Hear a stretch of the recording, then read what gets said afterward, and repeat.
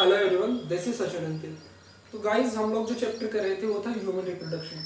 Human reproduction वाले portion में हम जो ह्यूमन में मेल वाला पार्ट है उसको अच्छे से कंप्लीट कर चुके हैं।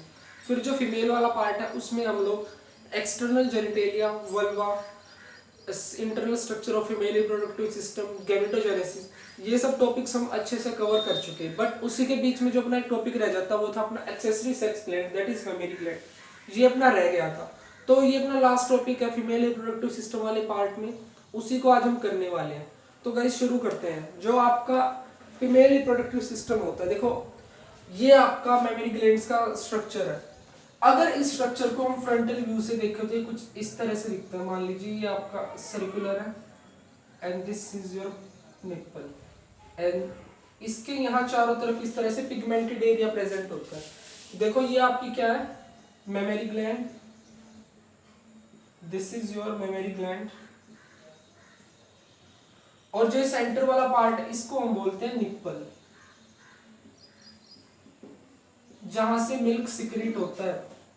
फिर जो आपका निप्पल होता है उसके सराउंडिंग में पिगमेंटेड एरिया प्रेजेंट होता है। जो ये पिगमेंटेड एरिया प्रेजेंट होता है इस एरिया में आपकी सेबेशियस ग्लैंड्स प्रेजेंट होती हैं। इन ये जो पिगमेंट्स होते हैं इनको हम बोलते हैं एरियोला। एरियोला।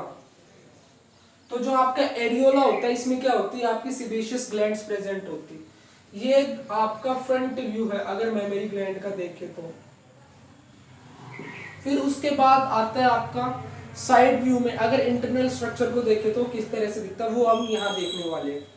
तो जो सबसे आपका आउटर पार्ट होता है दिस इज योर निप्पल, जहां से मिल्क इजेक्ट होके बाहर निकलता है by the Suckling action of the child, और वी कैन से इन्फेंट। जब बच्चा दूध पीता है तो उसके जो सकलिंग एक्शन होता है उससे ही जो आपका मिल्क है इजेक्ट आउट होता है। तो इस पार्ट को हम बोलते हैं निप्पल।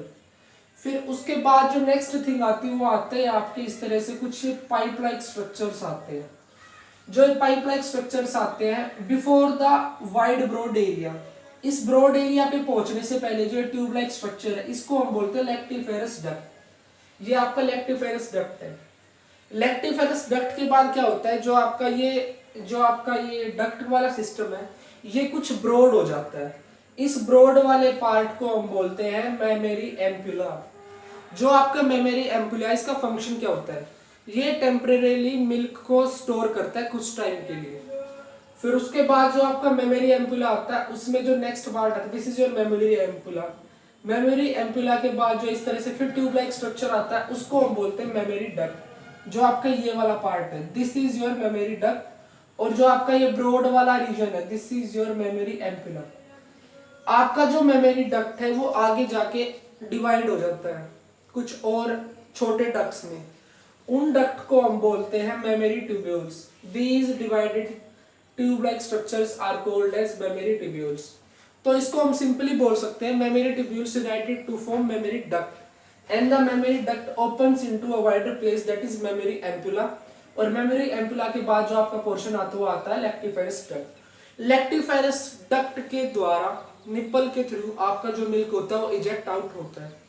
फिर उसके बाद जो नेक्स्ट थिंग आती है, देखो ये तो आपका ट्रांसपोर्ट वाला रीजन आ गया कि मिल्क कैसे कैसे ट्रांसपोर्ट होता है। मिल्क के ट्रांसपोर्ट के लिए मिल्क होना भी जरूरी है। तो जो अब इंपॉर्टेंट चीज आती है वो आती है आपका मिल्क बनता कहाँ पे है। फिर जो आपके जो डक्ट होते हैं, जो मेमोरी डक्ट के बाद जो आपका मेमोरी ट्यूब्यूल्स आते हैं। मेमोरी ट्यूब्यूल्स आपके कनेक्टेड होते हैं कुछ टिश्यूज से।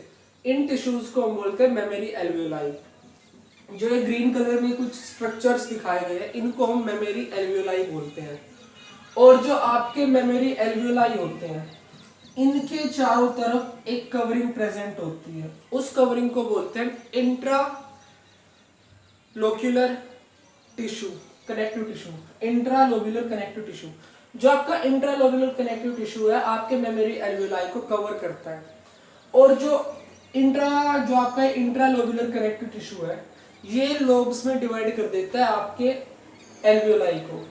तो ये तो हो गया आपका एल्वियोलाई वाला पार्ट। फिर उसके बाद जो नेक्स्ट चीज आती है वो आती है आपकी, ये आपका हो गया mammary alveoli, these are your interlobular connective tissue. और फिर जो आपका ये इस तरह से जो लोब्यूलर कनेक्टिव टिश्यू इनको डिवाइड कर देता है। मान लीजिए ये आपका इंट्रालोब्युलर कनेक्टिव टिश्यू, इसने इसको एक अलग तरह से डिवाइड कर दिया, मतलब इसको एक डिस्टिंक्ट वी कैन से एक डिस्टिंक्ट पार्ट बना दिया। तो इस जो सिंगल पार्ट है इसको हम बोलते हैं मेमोरी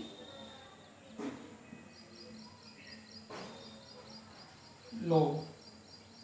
तो जो ये एक जो स्ट्रक्चर बनता है इसको हम एक यूनिट को बोलते हैं मेमोरी लोब। ऐसी बहुत सारी मेमोरी लोब्स की यूनिट होती हैं जिनके अंदर आपके मेमोरी एल्वियोलाई प्रेजेंट होते हैं जो मिल्क सिक्रीट करते हैं। फिर उसके बाद जो नेक्स्ट थिंग आती है जो आपकी मेमोरी लोब्स वाला पार्ट है, अगर हम आउटर रीजन में जाए उसके बाद जो मसल्स प्रेजेंट होती है वो होती है आपकी pectoralis muscles. And then behind to the pectoralis muscles जो आपकी रिब्स होती है वो रिब्स प्रेजेंट होती है। तो जो आपकी रिब्स होती है, रिब्स को जोड़ने के लिए भी उनके बीच में जो मसल्स प्रेजेंट होती है उनको बोलते हैं इंटरकोस्टल मसल्स। ये आपकी इंटरकोस्टल मसल होगी जो रिब्स के बीच में होती है और ये आपकी रिब्स है। तो ये तो हो गया अपना जनरल सा एक मेमोरी ग्लैंड का स्ट्रक्चर। देखो जो स्ट्रक्चर इसमें से डायरेक्ट क्वेश्चन पूछे जा सकते हैं। जो आपकी मिल्क प्रोड्यूसिंग यूनिट कौन सी है, वो है आपकी मेमोरी लोब। तो इसी तरह से जो छोटे मोटे क्वेश्चन है इसमें से बनते हैं। या फिर जो आपकी रिब्स होती है उनके बीच में जो मसल्स प्रेजेंट होती है वो कौन सी होती है, इंटरकोस्टल मसल्स। तो देखने में काफी सिंपल और समझने में भी काफी सिंपल, इतना ज्यादा कॉम्प्लिकेटेड नहीं है। तो ये बोर्ड में भी कई बार क्वेश्चन आ जाता है डायरेक्टली 5 नंबर में या 6 नंबर में।